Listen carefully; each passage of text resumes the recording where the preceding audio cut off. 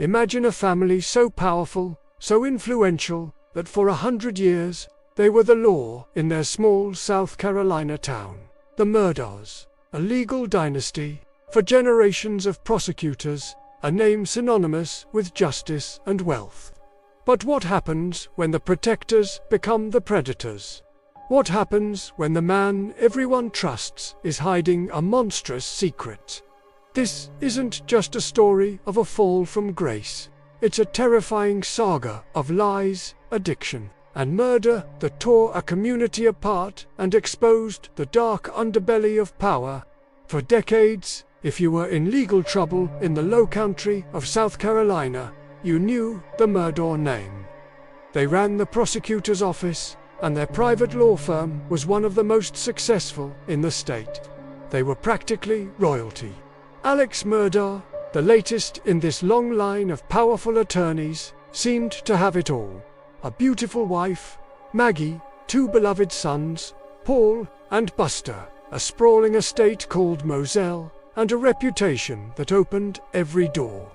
But behind the perfect facade, a storm was brewing. A storm of financial desperation and deceit that would culminate in an act of unimaginable horror. Our story explodes into the public consciousness on the night of June 7, 2021. At 10:07 p.m., a frantic Alex Murdaugh calls 911.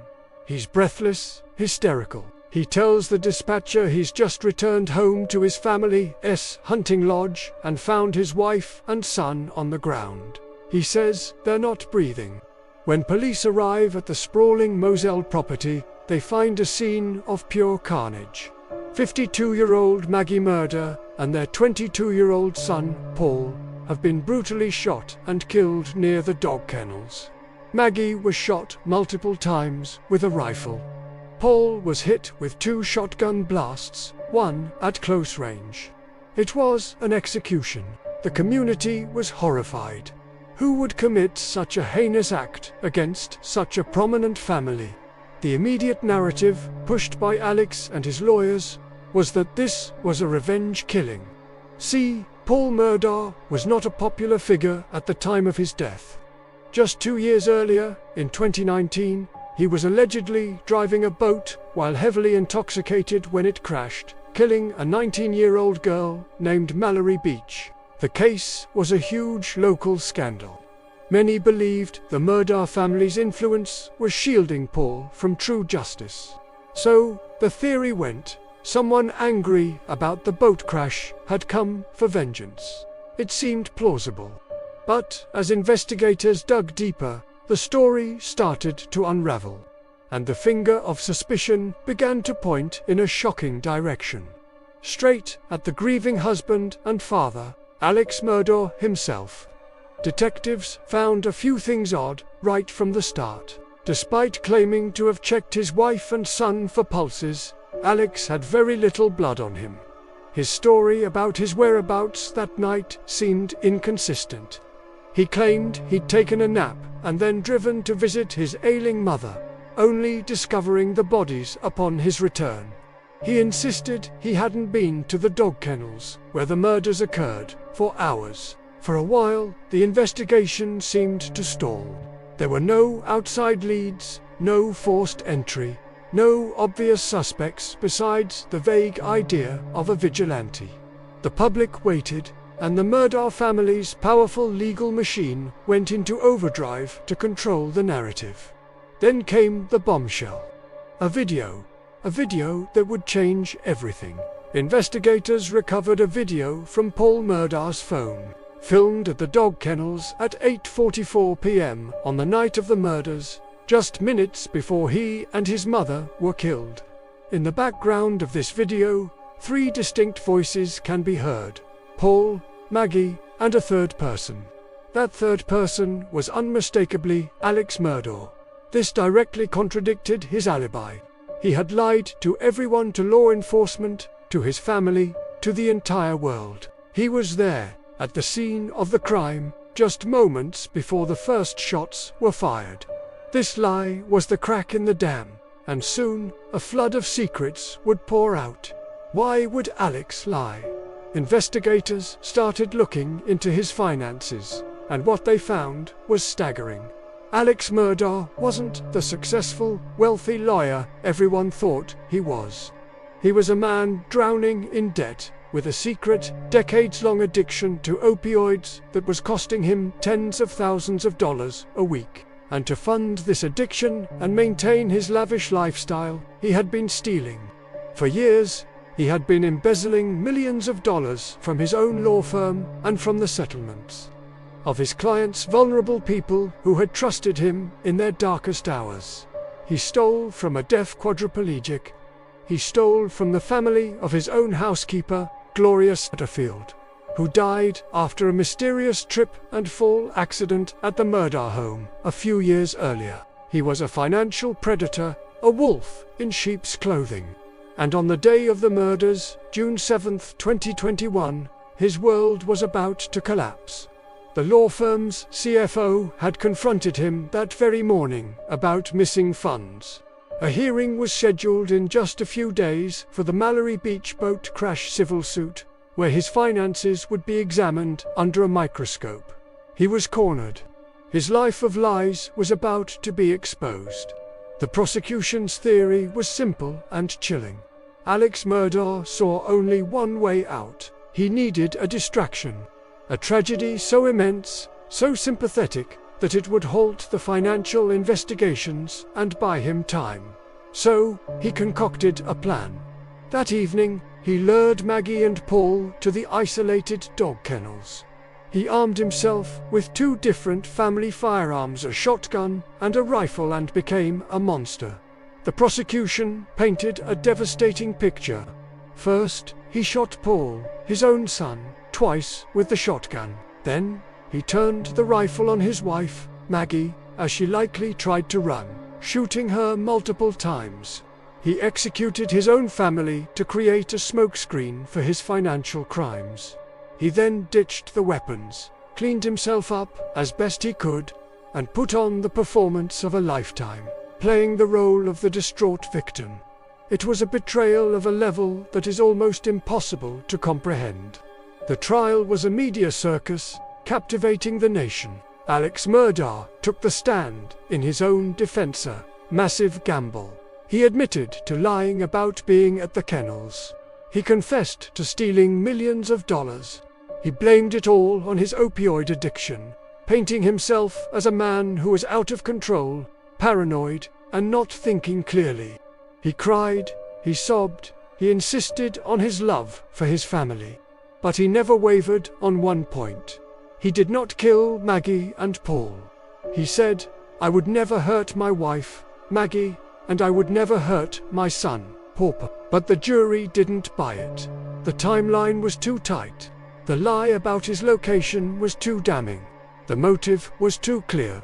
On March 2, 2023, after less than 3 hours of deliberation, the jury found Alex Murdaugh guilty of 2 counts of murder.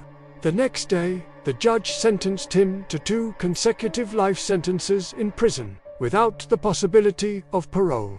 The judge told him directly, the evidence of his guilt was overwhelming. The once mighty legal eagle was now a convicted family annihilator, stripped of his power, his freedom, and his name. The story of Alex Murdaugh is a modern-day Greek tragedy, a tale of how a legacy built over a century can be destroyed by one man's greed and deceit. It's a reminder that darkness can hide in the most powerful and respected of places, and that the truth, no matter how deeply buried, has a way of coming to light. The Murdaugh name, once a symbol of justice in South Carolina, is now forever stained with the blood of the very people he was supposed to protect.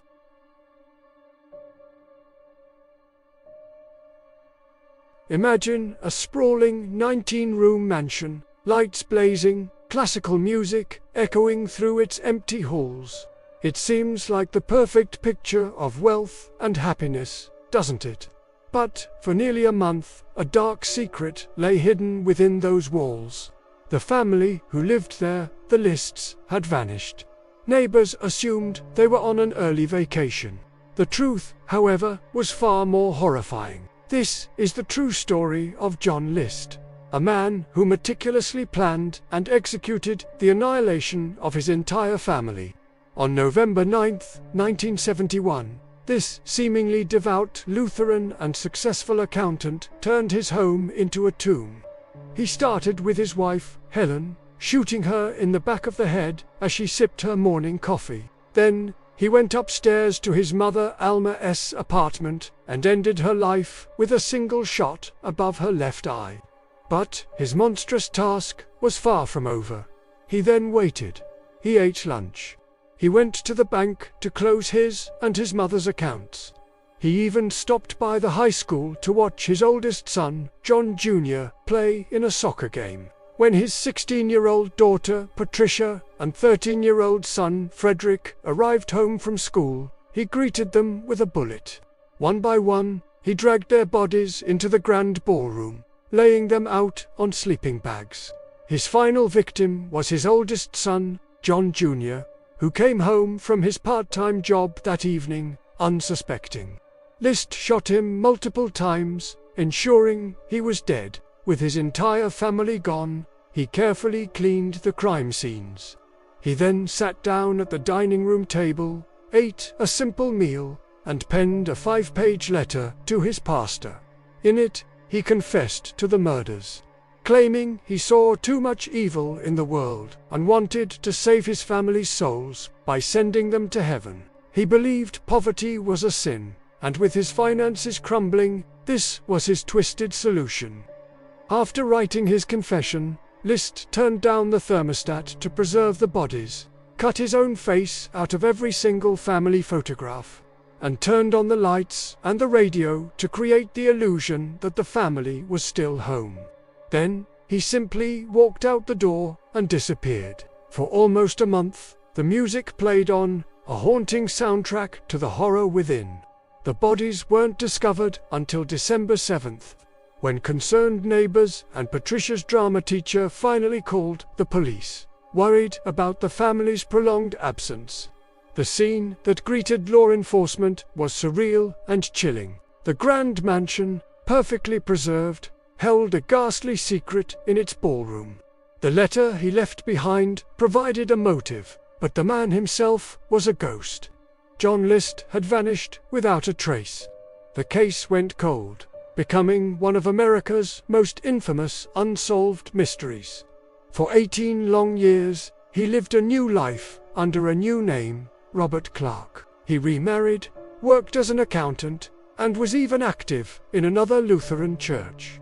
He was hiding in plain sight. The break in the case came in 1989. The television show America's Most Wanted decided to feature the story. They didn't just rehash the old facts. They did something groundbreaking. They commissioned a forensic sculptor, Frank Bender, to create a bust of what John List might look like nearly 2 decades later. Bender didn't just age the photos. He delved into the psychology of the man.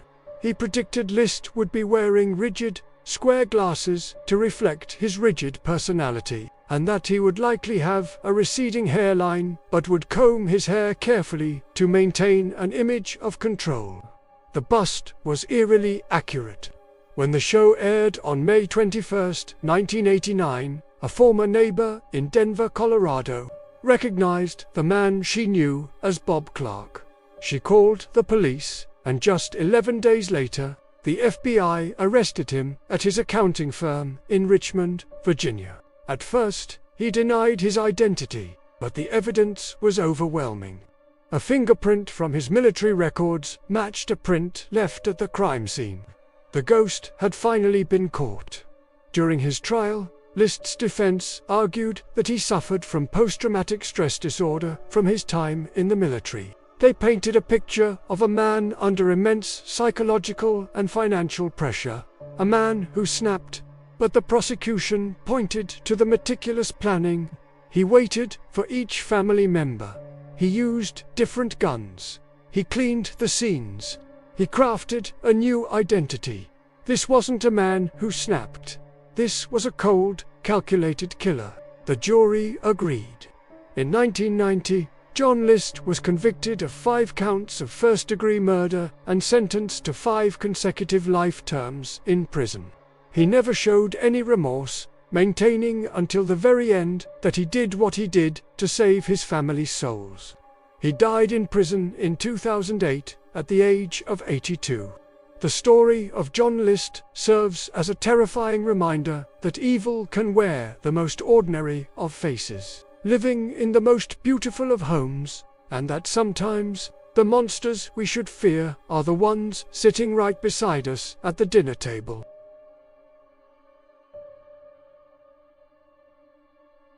Have you ever seen a photo that just radiates pure joy? A picture-perfect family, all smiles, living their best life. That was the Hart family. Jen and Sarah Hart, a seemingly progressive, loving couple, and their 6 beautiful adopted children: Marcus, Hannah, Devonte, Jeremiah, Abigail, and Sierra. Their social media was a highlight reel of music festivals, road trips, and warm, happy moments. Their friends saw them as inspirations, a beacon of hope in a complicated world. But what if I told you that behind every smiling photo, a horrifying secret was festering?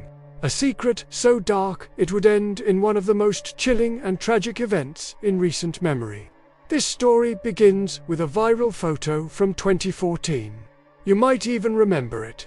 A young black boy, tears streaming down his face, hugging a white police officer during a protest in Portland, Oregon. That boy was 12-year-old Devonte Hart. The photo was seen as a symbol of hope and unity. The hug felt round the world. It catapulted the Hart family into the national spotlight. They were portrayed as the ultimate modern family. To white mothers who had opened their hearts and home to 6 children of color from difficult backgrounds. Jen Hart, the charismatic matriarch, meticulously documented their lives online. Her Facebook posts painted a picture of a tight-knit, adventurous, and blissfully happy family. They were homeschooled, vegan, and always on the move, exploring the country in their family SUV. To the outside world, they were living a dream. But dreams can be deceiving. The first cracks in this perfect facade started to appear long before the final tragic act. The family had moved several times, from Minnesota to Oregon, and finally to a remote home in Woodland, Washington. With each move, they seemed to be running from something. In 2008, one of the daughters, Hannah, told a teacher in Minnesota that Jen had hit her with a belt. The case was investigated, but Jen and Sarah claimed the bruising was from a fall. The case was closed. A few years later, another school reported that the children were foraging for food in the trash and complaining of being hungry. One of the children, Abigail, showed up with bruises, telling a teacher that Jen and Sarah held her head under cold water as a punishment and had hit her. When confronted, Jen and Sarah were charming and persuasive. They explained away the accusations, saying the children had food issues from their past trauma and were just acting out. Shortly after, they pulled all 6 kids out of public school to homeschool them, effectively cutting them off from the outside world and the mandatory reporters who were growing increasingly suspicious. From that point on, the children became ghosts. Neighbors in their new, isolated Washington home rarely saw them. When they did, the kids seemed small for their age and unnaturally submissive. A neighbor, Bruce DeKalb, noticed disturbing signs. He saw the kids being forced to stand outside in the cold for hours as punishment. One night, a desperate Hannah, one of the older girls, ran to the DeKalb's house, begging them not to send her back. She said her mothers were abusive, whipping them with belts and withholding food. Another child, Devonte, had been coming over to the DeKalb's home, begging for food, sometimes multiple times a day. He'd asked them to leave food out in a box for him and his siblings. The DeKalbs were so concerned that they made multiple calls to Child Protective Services. They reported the starvation, the punishments, the fear in the children's eyes. CPS visited the Hart home on March 23, 2018. They knocked, but no one answered. They left a card. Just hours after that CPS visit, Jen and Sarah Hart packed their 6 children into the family SUV and drove away from their home for the last time. The next day, on March 26, 2018, a tourist spotted their GMC Yukon, upside down, at the bottom of a rugged, 100-foot cliff off Highway 1 in Mendocino County, California. The scene was devastating. The bodies of Jen and Sarah were found inside the vehicle, along with 3 of their children, Marcus, Jeremiah, and Abigail. But 3 children were missing: Devonte, Hannah, and Sierra. The initial thought was a tragic accident, a family road trip gone horribly wrong. But, as investigators dug deeper, a more sinister picture emerged. Data from the car's black box and Jen's phone told a chilling story. There were no skid marks on the road at the top of the cliff.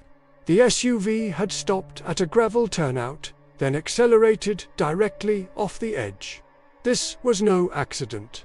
This was deliberate.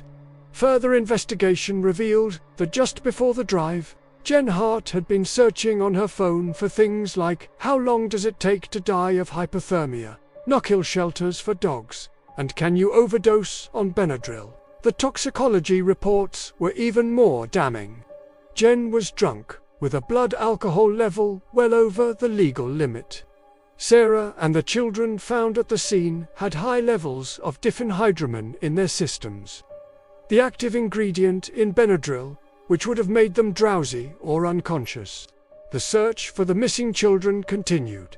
Weeks later, the body of Sierra was found washed up on the shore. A foot, later identified as belonging to Hannah, was also discovered. Devonte Hart, the boy from the famous photo, was never found, though he was legally declared deceased. The evidence was overwhelming. Faced with the possibility of having her children taken away and her carefully constructed lie exposed, Jennifer Hart chose to end it all.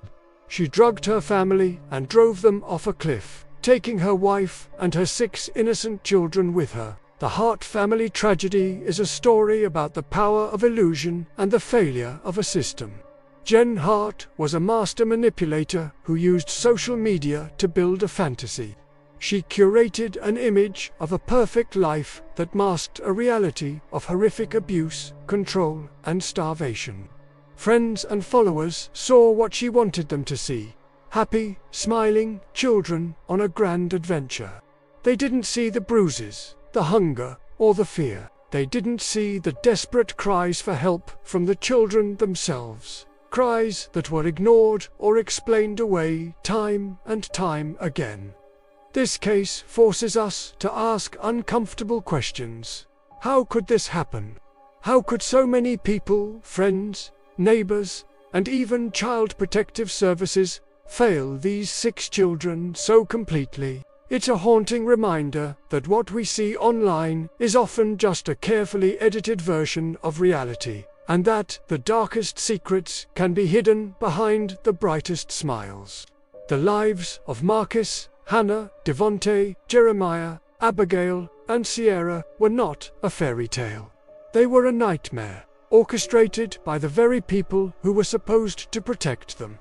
Their story is a tragic legacy, a warning that we must look beyond the perfect pictures and listen to the voices of children, especially when they are trying to tell us that something is terribly wrong.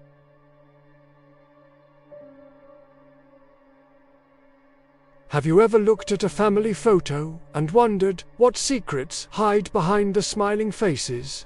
What if I told you one of the most horrifying family tragedies in modern history began with a picture-perfect image, only to end in an unimaginable nightmare?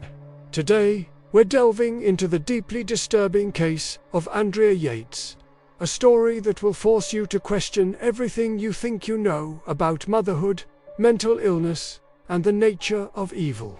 Our story begins in Houston, Texas, in the late 1990s. Andrea Kennedy was a bright and capable woman. A former nurse, she was a valedictorian, a swim team captain by all accounts, a person with a promising future. She met Rusty Yates, an engineer at NASA, and they fell in love. They married in 1993, sharing a devout Christian faith and a dream of having a large family, as many children as God would provide. And for a while, their dream seemed to be coming true. Their first son, Noah, was born in 1994, followed by John in 1996 and Paul in 1997. They bought a house in the suburb of Friendswood, Texas. From the outside, they were the quintessential American family. But beneath the surface, cracks were beginning to show. After the birth of her fourth son, Luke, in 1999, Andrea's mental health took a severe downturn.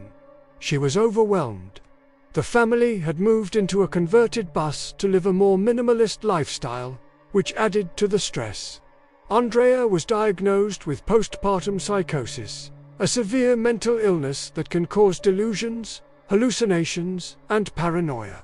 Her condition was so serious that she attempted to take her own life twice. She was hospitalized and put on antipsychotic medication. For a time, she seemed to stabilize. Doctors strongly warned Andrea and Rusty against having any more children, explaining that another pregnancy could trigger a catastrophic psychotic episode. Despite these clear medical warnings, the couple conceived again. Their fifth child, a daughter named Mary, was born in November 2000. As the doctors had predicted, Andrea's mental state rapidly deteriorated following Mary's birth. Her father passed away just a few months later, in March 2001, plunging her deeper into depression and psychosis. She stopped taking her medication, began self-harming, and refused to eat. Convinced she was wicked and needed to be punished, she was rehospitalized and prescribed Haldol, a powerful antipsychotic. She showed some improvement and was released, but her psychiatrist later testified that she was one of the sickest patients he had ever seen. And this brings us to the morning of June 20, 2001, a date that would be forever etched into the public consciousness. That morning, Rusty Yates left for his job at NASA, just like any other day. He left Andrea at home to care for their 5 children: 7-year-old Noah, 5-year-old John, 3-year-old Paul, 2-year-old Luke, and 6-month-old Mary. Rusty's mother was scheduled to come over an hour later to help Andrea. That 1-hour window would prove to be fatal. Sometime after Rusty left, Andrea began to act on the horrific delusions that had consumed her mind. She believed her children were not righteous and were destined for eternal damnation. In her psychotic state, she believed that by ending their lives while they were still young and innocent, she would be saving their souls from hell. She was convinced that this was her only option, and that Satan was inside her, corrupting her children. The method she chose was systematic and chilling. She began with the boys. One by one, she led them into the bathroom of their suburban home. She filled the bathtub with water. First, she drowned Paul, then Luke, then John. She held each of them under the water until they stopped moving. She then carried their small, lifeless bodies to the master bedroom and laid them on the bed, covering them with a sheet. The oldest, Noah, was the last of the boys. He was 7. He walked into the bathroom and reportedly asked his mother, "What's wrong with Mary?" He saw his baby sister floating face down in the tub. Realizing what was happening, he tried to run. But Andrea caught him. He fought, but he was no match for his mother's terrifying determination. She forced him into the tub and held him under the water. After drowning all 4 of her sons, she left Noah floating in the tub and turned her attention to 6-month-old Mary. All 5 of her children were gone. Her horrific task complete, Andrea calmly picked up the phone. She first called 911.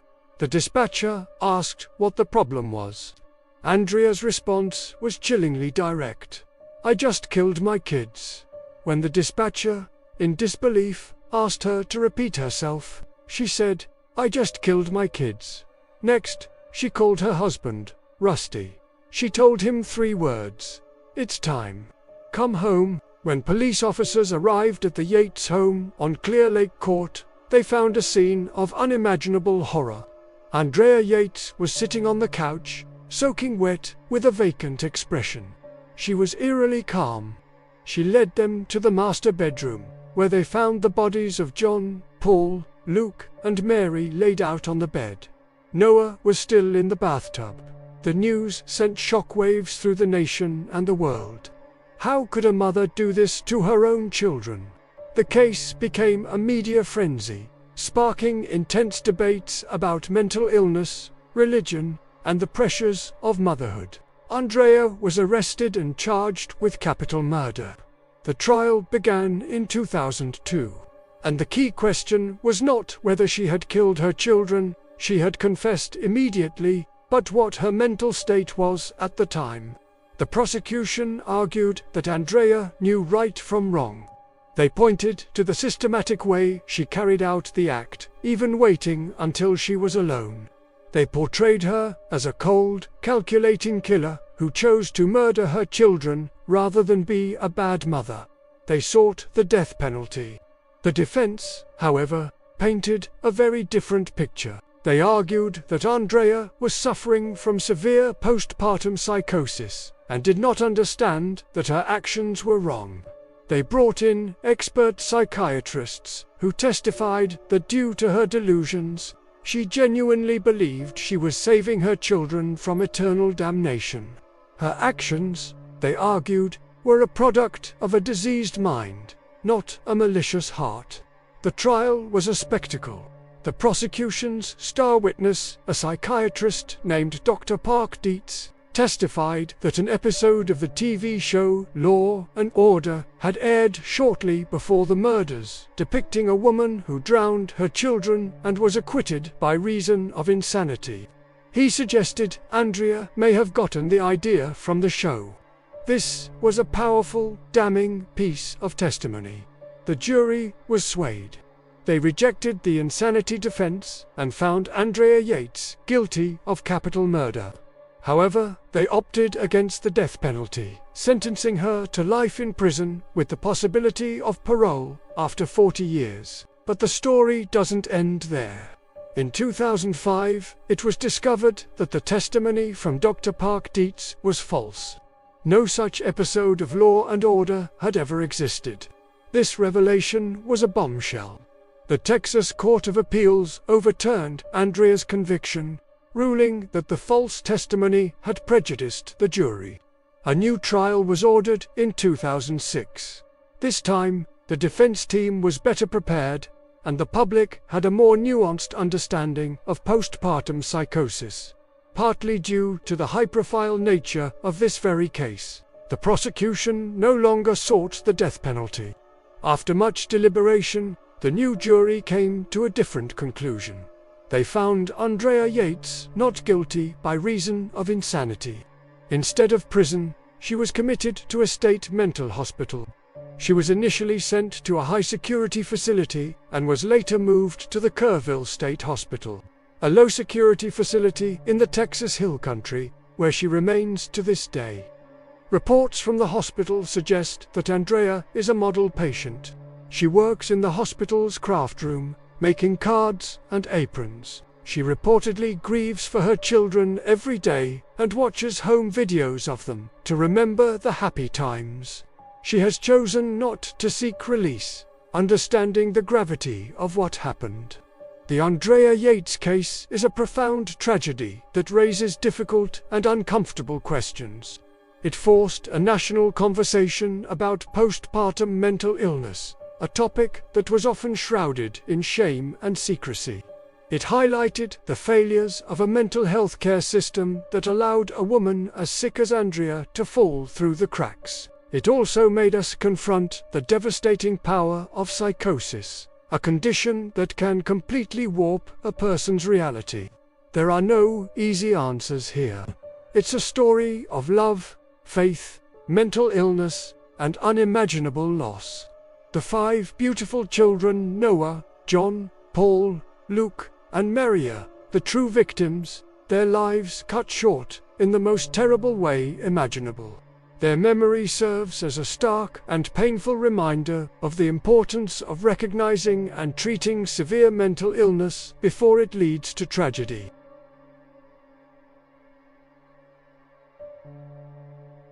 Imagine growing up in a Beverly Hills mansion with everything money could buy.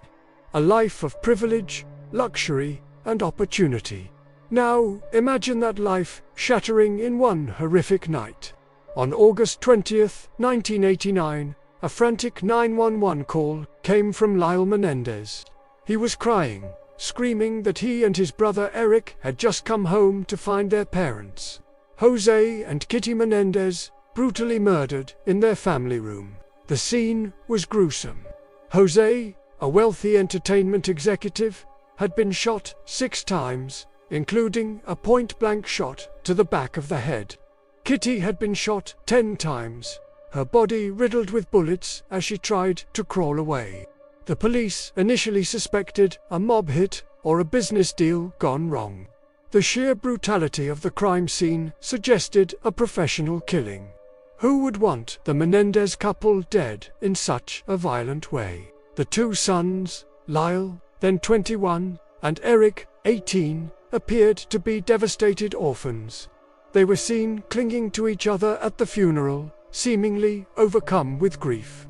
But in the weeks and months that followed, their behavior started to raise eyebrows. Just days after their parents' funeral, the brothers went on an extravagant spending spree. They bought Rolex watches, new cars, and made risky business investments. Lyle bought a Porsche and a restaurant. Eric hired a personal tennis coach. They were living large, spending their parents' inheritance at an astonishing rate. It was a lifestyle that seemed completely at odds with 2 sons mourning a tragic loss. Their casual demeanor and lavish spending began to look less like grieving and more like celebrating. The police, who were initially looking for outside suspects, started to turn their attention closer to home. Could these 2 young men, who seemed to have it all, be responsible for this monstrous crime? The investigation was at a standstill until a crucial piece of evidence emerged. Eric Menendez, overwhelmed by guilt, confessed the murders to his psychologist, Dr. Jerome Azil. He detailed how he and Lyle had planned and carried out the killings. The confession was supposed to be protected by patient-therapist confidentiality. But the situation became complicated. Dr. Ozell's mistress, Judalon Smythe, overheard the confession sessions and eventually went to the police, fearing for her own safety. This tip-off was the breakthrough the authorities needed.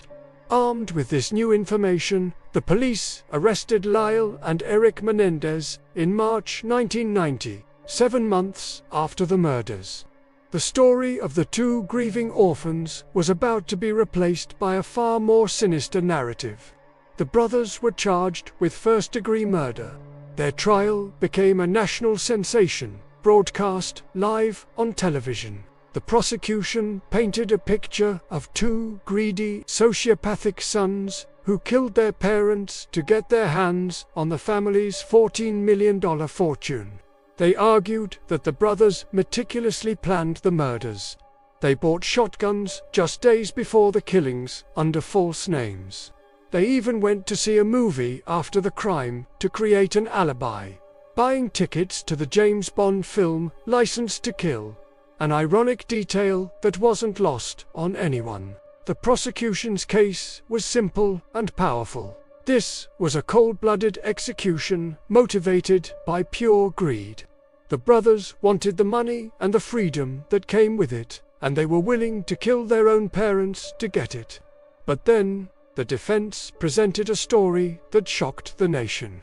Eric and Lyle took the stand and testified in graphic, emotional detail about a lifetime of horrific abuse at the hands of their parents. They claimed their father, Jose, had subjected them to years of intense psychological and sexual abuse, starting when they were just young boys.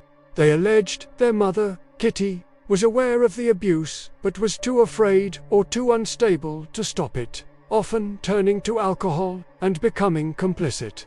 According to the brothers, the night of the murders was not a calculated plot for money, but a desperate act of self-preservation.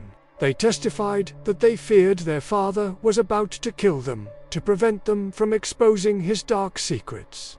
They claimed they killed in fear for their lives, believing it was their only way out of an unbearable situation. The trial created a massive public debate. Were the Menendez brothers cold-hearted killers or traumatized victims? The nation was divided. Some people saw two spoiled, entitled young men who concocted a story of abuse to escape responsibility for their heinous actions. They pointed to the lavish spending and the lack of any prior reports of abuse as proof that the story was a lie.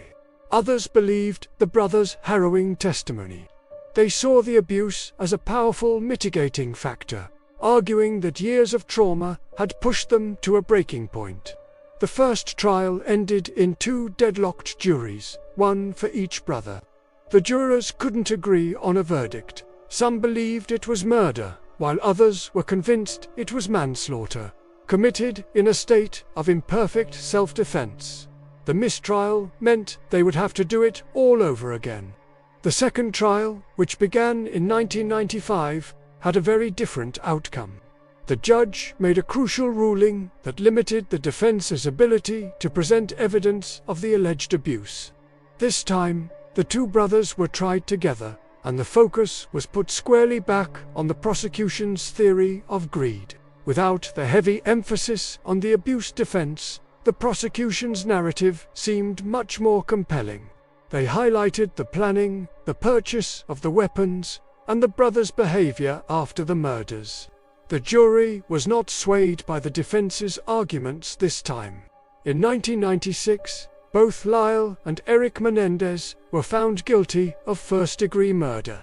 The judge sentenced them to 2 consecutive life sentences in prison, without the possibility of parole. They were initially sent to separate prisons, a further punishment, and didn't see each other for over 2 decades. For years, Lyle and Eric lived their lives behind bars, separated by the prison system. They communicated through letters but were denied any physical contact. Then, in 2018, after years of requests, they were finally reunited.